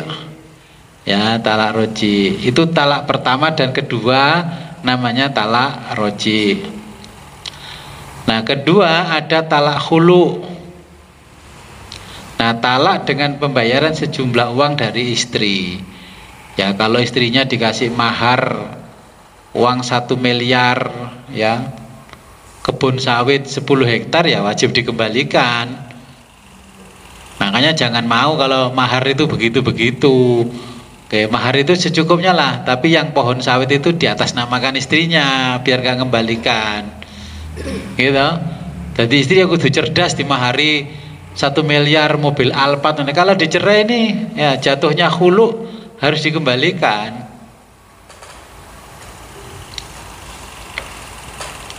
Kemudian yang ketiga ada talak bain, ya, bainunah kubro. Oke.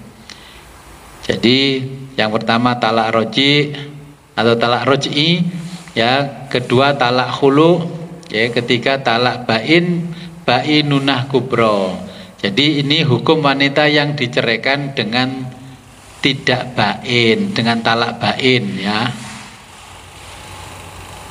Sudah diceraikan ketiga kalinya, ya. Itu nanti ada itu di surat apa akte cerai itu. Berapa kali dia cerai? Ada 3, tidak 3. Ya.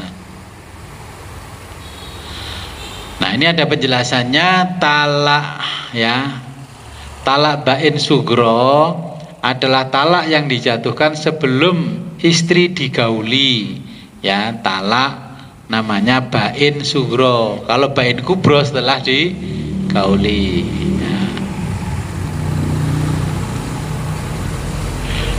Nah, yang B, talak bain kubro adalah talak yang terjadi untuk ketiga kalinya. Nah, mungkin sudah nenek-nenek, kakek-kakek cerai. Kemudian ada istilah tadi khulu. Khulu itu adalah tebus talak. Tapi kalau di Jawa nggak ada, Sumatera ada. Karena kalau menikahi perempuan di Sumatera itu kan saudaranya satu rumah berapa? Kalau satu orang 10 jutaan, lah satu rumah itu ada 5 orang, ya 50 juta. Ini lah. Itu yang seperti itu wajib mengembalikan. Kalau di Jawa nilai mas kawin masih di bawah 2 juta, nggak usah dikembalikan. Ya. Oh nggak ada harganya. Kayak blonjon teh. Okay.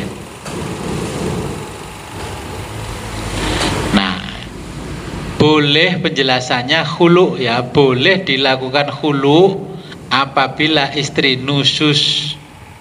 Tahu nusus? Istri itu sama suami berani, sama mertua berani, ya, marahi suami di depan orang banyak, ya, dengan labrakan, ya, pokoknya yang begitu itulah. Itu akhirnya oleh Allah disebut nusus, perempuan yang nusus. Nah,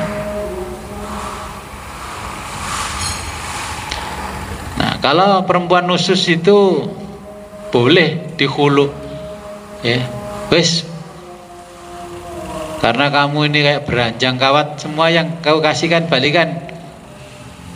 Kalau enggak nuntut pengadilan, ya, minta talak hulu. Tapi jenengan harus bisa membuktikan kalau istri sudah jatuhnya nusus.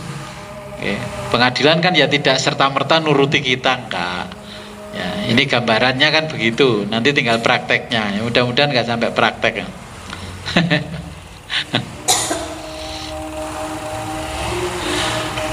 Nah,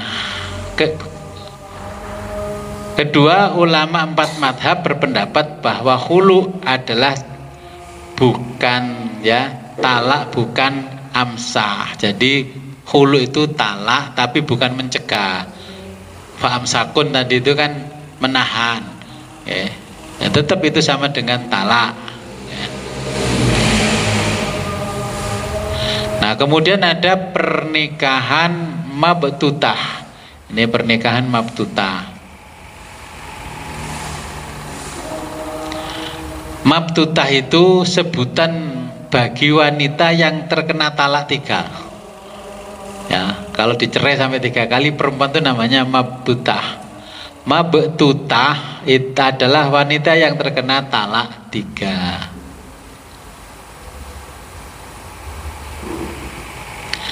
Nah, wanita mabtutah boleh menikah dengan laki-laki lain nggih, setelah iddahnya habis.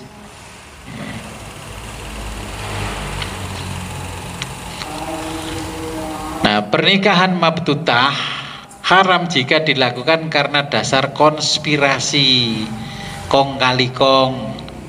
Nggih wis ben oleh balik nang aku man ini kaono. Gak boleh, nggih. Dan politisasi pernikahan, ya, karena mabtutah. Perempuan-perempuan yang mabtutah.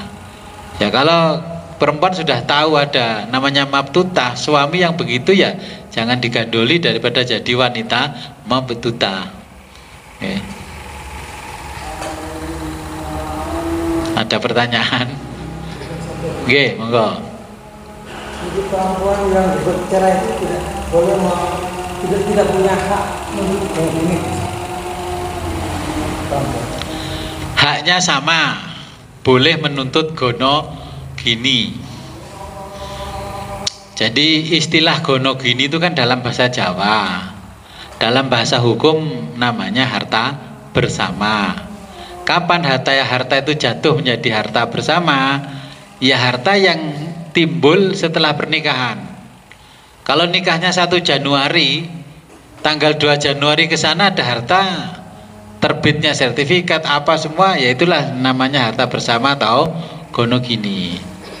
Nah, ketika suami atau istri yang menggugat cerai boleh melampirkan termasuk gugatan harta gono gini.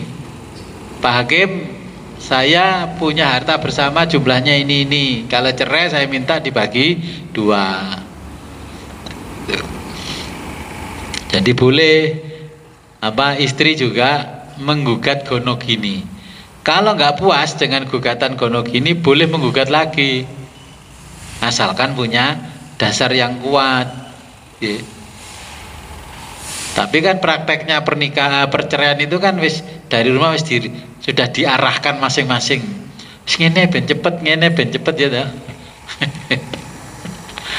Wis semayan. Malah suaminya ditelepon. Sama gak usah teko ya, teko tambah suwe doke. Wis gak usah teko, ben 3 kali sidang dok. Terus suaminya ya nurut aja, gak datang terus didok.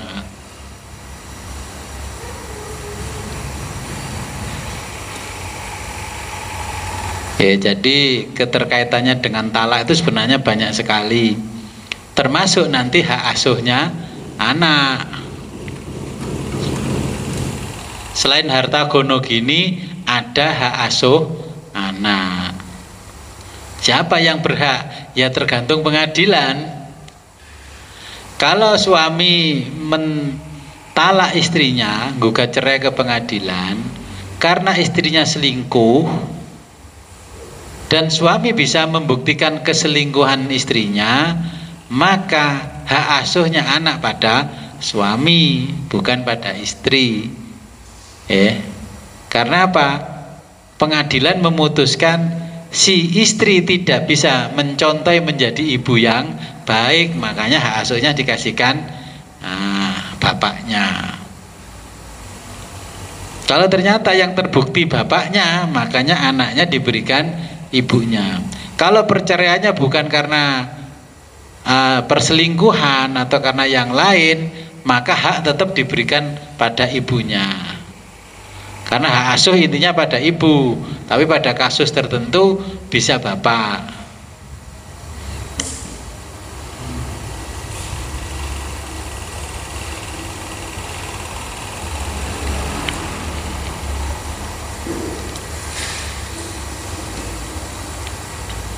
Jadi bukan karena laki-laki ini ibunya yang perempuan itu dapat ibu.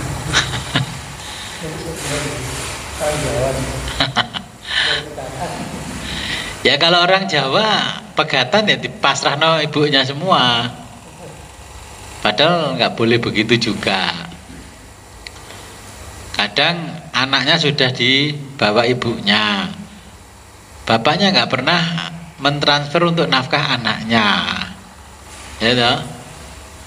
Setelah anaknya dewasa sukses, Jadi pegawai kaya diporan-parane mbek bapake. Jek cilike diklelerno ya. Kan banyak begitu. Ibunya juga sama, ada kasus cerai, anaknya ditinggal geledak bapaknya. Akhirnya dirawat bapaknya besar. Setelah besar menikah sukses, dilu-dilu disambangi. Saya itu ya mengalami begitu. Akhirnya saya bilangin, kon gak izin dah, biar anakmu ora kok rambut belas, tuwek moro ae. Bagi bapak durhaka biasanya. Lah kan ya banyak juga begitu. Kon rambut mau bose sukses, angger rono-rono diceritano iku anakku, iku anakku. Nggih. Ya inilah masalah kehidupan dari talak. Oke, monggo tasik zaman.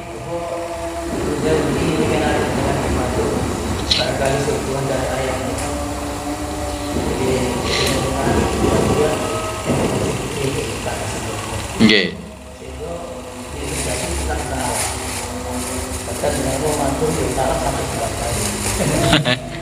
Tapi dengan matur yang itu dari pernah memutuskan perceraian di pengadilan. Salah berapa ya tapi itu kata macam itu kok matur atau pusing karena pengadilan itu lama itu masuk toleransi yang model. Nggih. Memang betul kan? Jadi gini, pada prinsipnya di fikih itu tidak ada tajdidun nikah atau bangun nikah. Nyari-nyari nikah nggak ada. Nah, jadi yang namanya talak, kalau sekarang sistem peradilan di Indonesia yang diakui kan yang sudah pergi ke pengadilan. Tapi sebenarnya dalam Al-Quran itu kan ini hukumnya hukum ibadah. Kalau kamu sudah melakukan talak berarti ya kamu harus cerai. Nah makanya ulama itu mengambil satu tindakan supaya tidak terjadi keharaman-keharaman dalam perbuatan manusia itu, akhirnya diistilahkan bangun nikah. Karena belum pernah ke pengadilan tapi talak itu sering dijatuhkan. Makanya terus dibangunkan nikah. Lah bagaimana, boleh enggak? Ya boleh. Tapi resikonya yang bangunkan nikah itu harus membuat janji bahwa ini sudah satu kali cerai. Nah, saya pernah juga didatangi teman yang modin. Ngeten niki pripun, Gus? Lah aku nek wong ngono bangun nikah tapi kon nulis pernyataan di materai dan ditandatangani semua keluarganya bahwa tidak akan melakukan tindakan lagi. Kalau melakukan itu bisa dilaporkan ke pengadilan, dia sudah pernah jatuhkan talak walaupun belum pernah menggugat cerai ke istrinya ke pengadilan atau suami, supaya jerah nggih ben gak gedulinan. Makanya sekarang hukum itu memberikan ruang kepada warga negara Indonesia, nggih. Kalau mau talak langsung ke pengadilan disilahkan. Contohnya nikah itu tidak harus langsung ke KUA, boleh dinikahkan sama walinya atau orang tuanya. Tapi itu disuruh tanda tangan, mereka ini suruh tanda tangan, ya. Karena apa? Itu hukum agama karena memperbolehkan. Dulu karena masih zaman Belanda nggak ada KUA. Nah, tetapi kalau ingin melegalkan berarti harus dibawa ke pengadilan agama, namanya diisbat, sidang isbat, sidang penetapan. Lah resikonya apa? Boleh menikah siri seperti itu boleh. Resikonya kalau anaknya lahir, dia tidak punya hak untuk pelayanan surat-surat yang dikeluarkan oleh negara. Contohnya akte. Akte nggak boleh terbit setelah sebelum surat nikahnya bapak ibunya jadi. gitu. Ya memang nggak bisa, akhirnya tetap anaknya itu harus menggunakan akte tunggal, nama ibunya, nggak boleh nama bapaknya. Ya, jadi orang tua tunggal, karena pernikahan orang tuanya tidak mengikuti undang-undang yang berlaku menurut negara.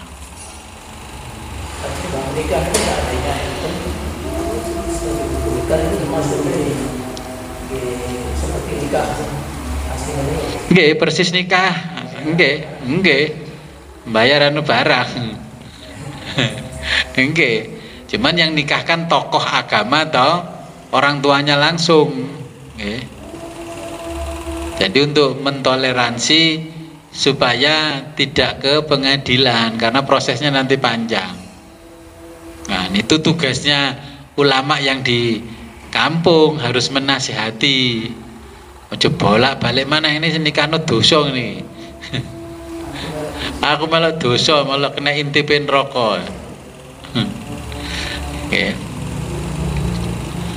Inilah kasus-kasus yang banyak terjadi sejak zaman jahiliyah sampai zaman sekarang. Okay. Ya, kalau ada pertanyaan sebelum kita akhiri, marilah kita berdoa terlebih dulu kepada Allah. Semoga apa yang kita pelajari pada sore hari ini membawa manfaat dan barokah. Ya. Saya sudah membukakan channel saluran ngaji, sudah di-add belum? Belum, nggak bisa. Jadi nanti nggak usah tanya kalau saya habis ngaji, itu sudah saya masukkan ke situ. Ya. Zikir khofi ya sudah saya masukkan ke situ, zikir harian ya sudah saya masukkan ke situ. Oke. Materi ngaji pokoknya sudah saya masukkan. Contohnya kalau jenengan tidak ngaji kitab Sirrul Asror ya boleh baca saja, nggak boleh praktek. Oke. Jadi untuk memudahkan jenengan mau zikir di tempat lain waktu jauh, waduh kitab saya ketinggalan, di situ jenengan bisa lihat.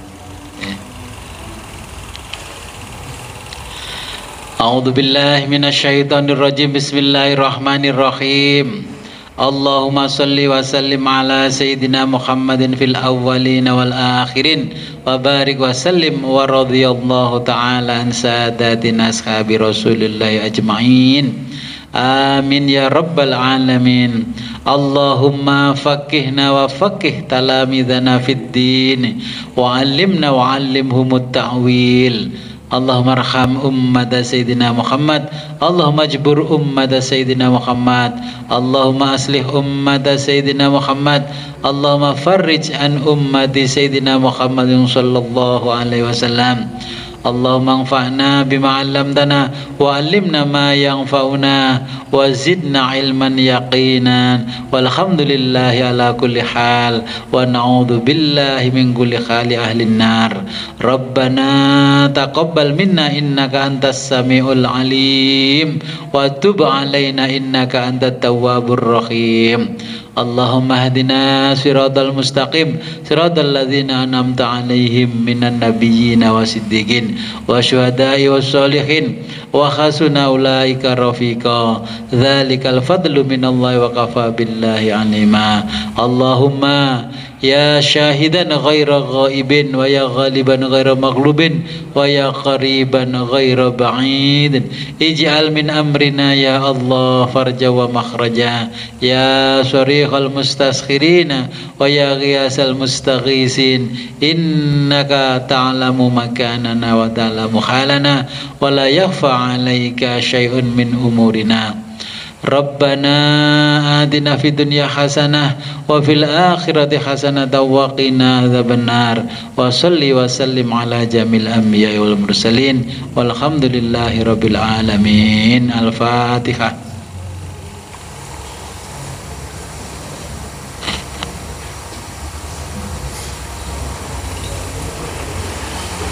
Akhirul kalam, ihdinas siratal mustaqim, wa billahi taufiq wal hidayah wa ridwal inayah. Assalamualaikum warahmatullahi wabarakatuh.